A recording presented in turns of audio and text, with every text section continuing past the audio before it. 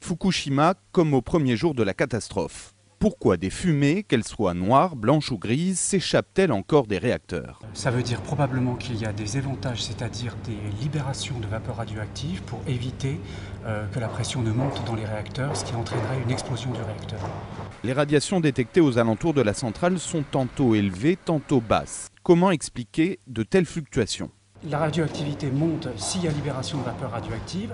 Une fois que cette vapeur radioactive se disperse dans l'environnement, vous avez automatiquement une baisse de la radioactivité. À 250 km de la centrale, on a relevé des taux anormaux de radioactivité dans l'eau du robinet de la capitale nippone. Comment a-t-elle été contaminée? Ces vapeurs radioactives qui sont émises depuis Fukushima transportent des particules radioactives. Ces particules radioactives peuvent effectivement se déposer à la surface de réservoirs d'eau qui sont à l'air libre et ainsi contaminer l'eau du robinet.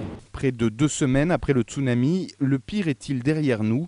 Rien n'est moins sûr. On n'est pas à l'abri effectivement d'un accident tant que l'alimentation électrique n'est pas rétablie et que la réaction nucléaire dans le cœur des réacteurs n'est pas contrôlée. Les ingénieurs s'y attellent. Ce matin, ils ont réussi à rétablir le courant dans l'un des 6 réacteurs de Fukushima.